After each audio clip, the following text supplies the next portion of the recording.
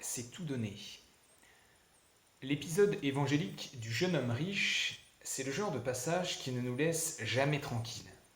Va, vends tout ce que tu as, distribue-le aux pauvres, puis viens, suis-moi.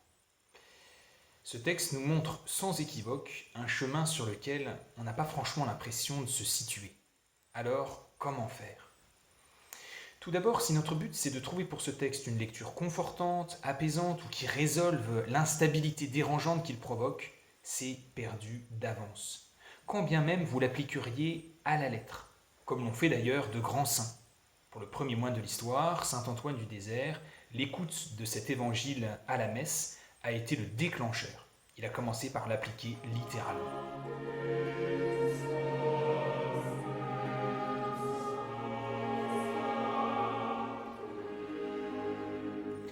Mais point de lecture apaisante donc. En effet, ce passage oppose deux logiques, celle du jeune homme et celle du Christ. La première logique recherche le point, le niveau d'obéissance à la parole de Dieu à partir duquel je serai enfin quitte avec lui. Cette logique veut savoir le moment à partir duquel je peux dire « c'est bon, je suis arrivé, j'en ai fait assez ». La logique du Christ est tout autre. C'est celle d'une dynamique de l'amour qui ne trouve jamais de point d'arrêt. Jamais on arrive à un stade satisfaisant ou suffisant, ni de la relation à Dieu, ni de l'amour en général. On retrouve cette idée dans d'autres passages de l'Évangile. Par exemple, quand Pierre demande « Seigneur, combien de fois dois-je pardonner à mon frère ? Jusqu'à 7 fois ?» Sous-entendu, à partir de quel stade je peux me dire que j'en ai fait assez ? Et le Christ lui répond « Pas jusqu'à 7 fois, mais jusqu'à 77 fois 7 fois. » Sous-entendu, tu n'as jamais fini de démultiplier ce don de l'amour. On retrouve encore cette logique à la fin de l'évangile de Jean, dans ce très bel épisode où le Christ demande par 3 fois à Pierre « M'aimes-tu » Pierre est peiné que le Christ lui demande une 3e fois. Il pensait avoir déjà répondu. Et en réalité, le Christ ne doute pas de la sincérité de Pierre.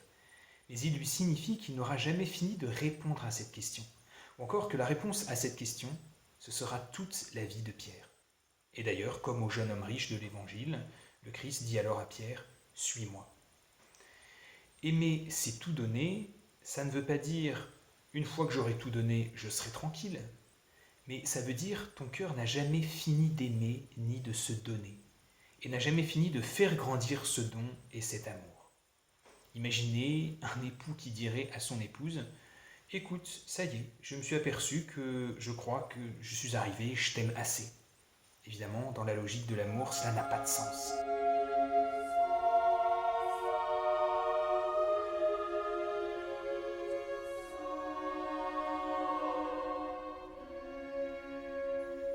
Le texte en vient ensuite au thème de la pauvreté et de la richesse. C'est intéressant de voir que l'éthique de la richesse vis-à-vis de la pauvreté évolue au long des Écritures. Dans l'Ancien Testament, Dieu a pour interlocuteur plutôt des gens riches, tout du moins aisés, possesseurs de richesses.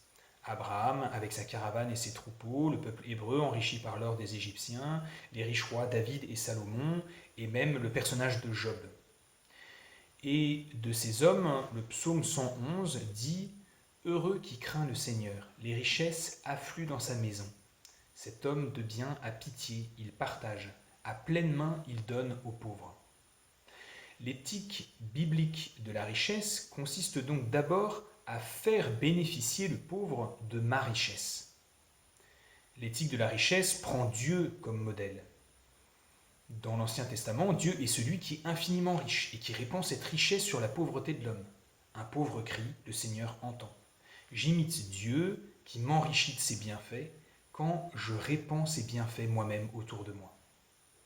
Et c'est plutôt ce modèle de l'Ancien Testament, ce modèle vétérotestamentaire, qui fonde l'éthique de la richesse, de la possession privée, telle qu'elle est dans ce qu'on appelle la doctrine sociale de l'Église.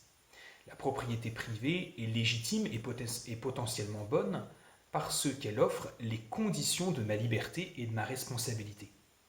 Néanmoins, en vertu du principe de destination universelle des biens, à savoir que tous les biens créés sont destinés à l'épanouissement de tous les hommes et de chaque homme, je ne posséderai vertueusement, c'est-à-dire selon le cœur de Dieu, les richesses favorables à mon épanouissement personnel, que dans la mesure où j'en fais usage conjointement pour l'épanouissement et le bien des autres, de la société et en particulier des plus pauvres.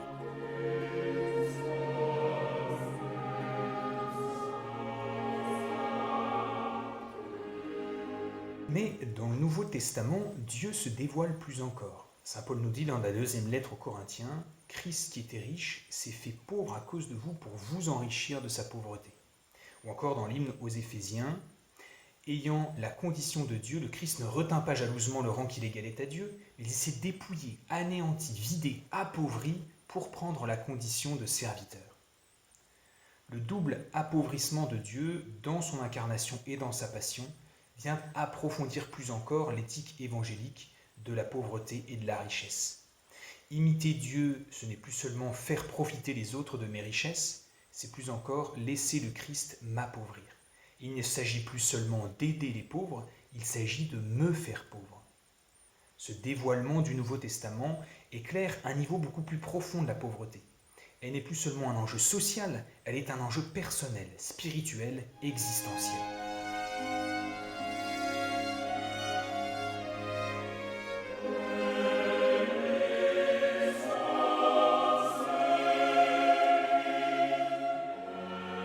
Ces deux moments bibliques de compréhension de la richesse et de la pauvreté nous invitent à un double examen pour commencer de répondre à cet évangile du jeune homme riche.